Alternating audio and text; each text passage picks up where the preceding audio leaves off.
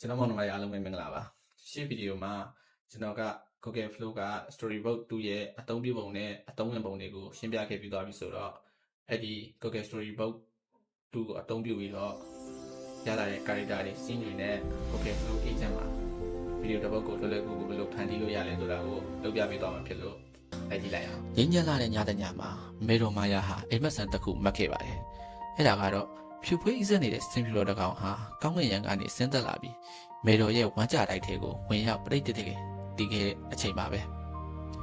ဒါဟာလောကသုံးပါးကိုကယ်တင်မဲ့ဘုရားလောင်းတော်လူပြည်ကိုရောက်ရှိလာခြင်းရဲ့အစပြုမှုပါပဲဒါတင်ပဲလားဆိုတော့မဟုတ်သေးပါဘူးတတ်တော်29နှစ်ရွယ်သားတော်ရာဟုလာဖွားမြင်တဲ့နေ့မှာပဲမင်းသားတိတ်တထသူ့အိုသူနာသူတေယဟန်ဆိုတဲ့နမိတ်ကြီးလေးပါးကိုမြင်ပြီးလောကီစီစိန်အားလုံးနန်းစီစိန်အားလုံးကိုဆုံးခွာပါကန္တိကမြင်းကိုစီးပြီးတော်ထွက်တော်မူခဲ့တာလေကြီးပွားဆိုလာပြင်းနေမှာပါပဲပထမဆုံးအနေနဲ့ကျွန်တော်ကတော့ Google Flow မှာ prompt နေထည့်ပြီးတော့ scene တွေရော character တွေရောအကုန်ထုတ်ပြီးပါပြီအဲ့တော့အဲ့ဒီက Google ဟိုတာမှာ Storybook တွေမှာထည့်ထားတဲ့ prompt တွေအားလုံး copy paste ယူလိုက်မယ် copy paste ယူပြီးတော့ကျွန်တော်တို့ scene ကိုသွားပြီးတော့အမှ Google Flow agent ဆိုတာလေးဖြူနေလိုက်မယ်အဲ့ agent နေရာမှာ copy paste ယူလိုက်မယ်အဲ့ဒီမှာကျွန်တော်တို့ကprompt လေးရေးပေးရအောင်နော်ဒီတိုင်းတော့ထည့်လို့မရအောင် prompt ကဘယ်လိုရေးလိုက်မလဲဆိုတော့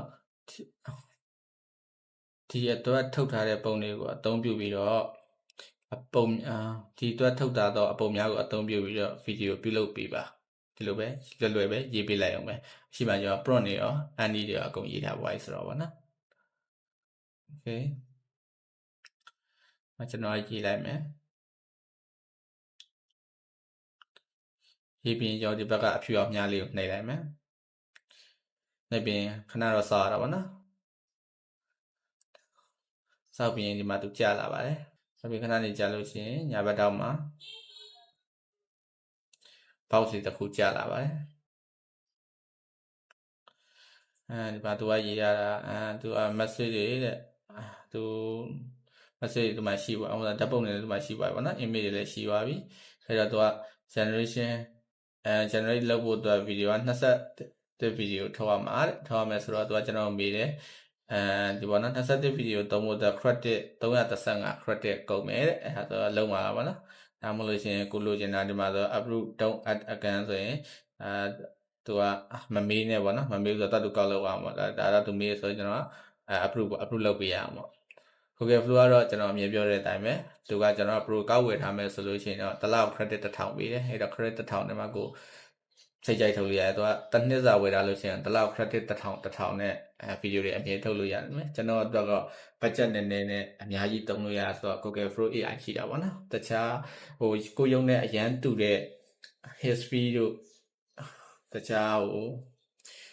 AI နေရှိပါတယ်။ဆရာကလင်းတို့ AI နေရှိပါတယ်။ဒါပေမဲ့အဲ့ဒါကြတော့နည်းနည်းပတ်စံအမောက်များတဲ့အခါကျတော့ကျွန်တော် budget လည်းဖြစ်တာပေါ့။ဒါလို့ Google Flow ဝယ်ချင်တယ်ဆိုရင်တော့ကျွန်တော် Google Flow အကောင့်ဝယ်ချင်ဆိုတော့ကျွန်တော်ဆက်သွယ်လို့ရပါတယ်။ကျွန်တော် Telegram Channel တွေ Facebook Messenger တွေကနေကျွန်တော်ဆက်သွယ်ပြီးလို့ရပါတယ်။ကျွန်တော်ပြန်ပြီးတော့အကြောင်းပြပေးပါမယ်။တကယ်လို့အဲ့လိုမဟုတ်ဘူးဆိုလို့ရှိရင်ကျွန်တော်တို့ရဲ့ NC Community က Next Chapter Shop _ ပေါ်မှာလည်းတွားရောက်ပြီးဝယ်လို့ရပါတယ်။ဗီဒီယိုအားလုံးပေါင်း21ခုထွက်လာပါပြီနော်တစ်ချက်တည်းပဲဘာမှမလို့ copy paste လုပ်ချလိုက်တယ်ဗီဒီယို21တပုတ်ထွက်ချလာတယ်အမှတစ်ခုချင်းစီကြည့်လိုက်မယ်နော်သူဘယ်လိုလုပ်ထားပေးလဲလို့သိပ္ပံပညာရှင်တွေပံပညာရှင်တွေတုံ့လုံသွားရလောက်အောင်အတန်တွေကတော့ကျွန်တော်ကအတန်ကိုယ်အတန်နဲ့ကိုပြောမှဖြစ်တဲ့အတွက်အတန်ကတော့အရင်မကြည့်ပါနော်ကျွန်တော်ဒီထဲမှာ prompt နဲ့မှစာသားကြီးပါသွားတဲ့ခါလေးဝင်သွားတာလည်းရှိတယ်ပေါ့ဒါပေမဲ့ကျွန်တော်ကကိုယ်ပိုင်အတန်နဲ့ပြန်ပြောမှပြောဆိုဗီဒီယိုကလစ်တွေကတစ်ခုနဲ့တစ်ခုဆက်ဆက်မှုမရှိတဲ့ခါကျတော့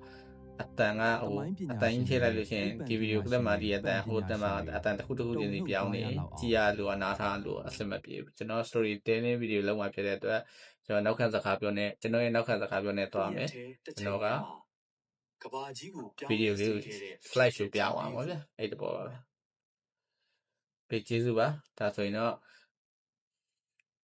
Google Flow agent ကိုအသုံးပြုပြီးတော့ဗီဒီယိုကလစ်တွေကိုလွယ်လွယ်နဲ့မြန်ဆန်ဆန်ဘယ်လိုထုတ်ရမလဲဆိုတာကိုမိတ်ဆွေတို့သိရှိပြီးဖြစ်ပါတယ်အားလုံးအကျိုးရှိကြမယ်လို့မျှော်လင့်ပါတယ်တကယ်လို့ဒီဗီဒီယိုလေးတွေကမိတ်ဆွေတို့အတွက်အကျိုးရှိမယ်ဆိုလို့ရှိရင်ကျွန်တော်ရဲ့ channel လေးကို like and subscribe လုပ်ပြီးတော့ comment လေးတွေပေးပြီးအားပေးခဲ့နိုင်ပါတယ်တကယ်လို့ Google Flow pro အကောက်လုပ်ခြင်းနဲ့ဆိုလဲကျွန်တော်ကိုဆက်သွယ်လို့ရပါတယ်အားလုံးကျေးဇူးတင်ပါတယ် ဝါ နောက် စ ထပ် နာတာမန်လာ စိတ်ဝင်စားစရာဗီဒီယိုလေးနဲ့ပြန်လာခဲ့ပါမယ် နောက်ပြီးဖျားဖြစ်တို့ရောက်ရှိတော်မူပြီးတဲ့နောက်မိဂဒဝန်တော်ထဲမှာပိဿဝဂ္ဂီ9ဦးကိုပထမဦးဆုံးသောဓမ္မစကြာတရားဥဒေသနာကိုဟောကြားခဲ့တာကလည်းဒီနေ့ပါပဲနောက်ဆုံးအပွဲတစ်ခုကတော့ဒိဋ္ဌိတွေကိုနှိမ်နှင်းပြီးဝဋ္ဌိပြည့်တရားဖြူပင်ရင်းမှာ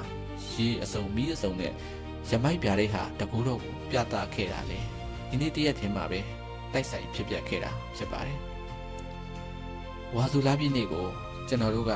ဓမ္မစကြာနေ့လို့လည်းခေါ်ကြပါတယ်ဒီနေရာမှာအံ့ဩဖို့ကောင်းတဲ့အကြောင်းနဲ့အကျိုးဆက်ဆက်မှုရှိနေပါတယ်ဖျားရှင်ဟာပိဿဝဂ္ဂီ9ဦးကိုတရားဥဒေသနာဟောကြားလိုက်တဲ့အကြောင်းရင်းကြောင့်လောကကြီးမှာတရားယေဒနာဆိုတာစတင်ပေါ်ပေါက်လာခဲ့ပါတယ်အဲ့ဒီနောက်ပိဿဝဂ္ဂီ9ဦးထဲကအရှင်ကောညာနာဟာတရားအသိမြင်ပြီးအေဟိဘိက္ခုယဟန်အဖြစ်သို့စတင်ရောက်ရှိခဲ့ရကနေတန်ခါယေဒနာဆိုတာ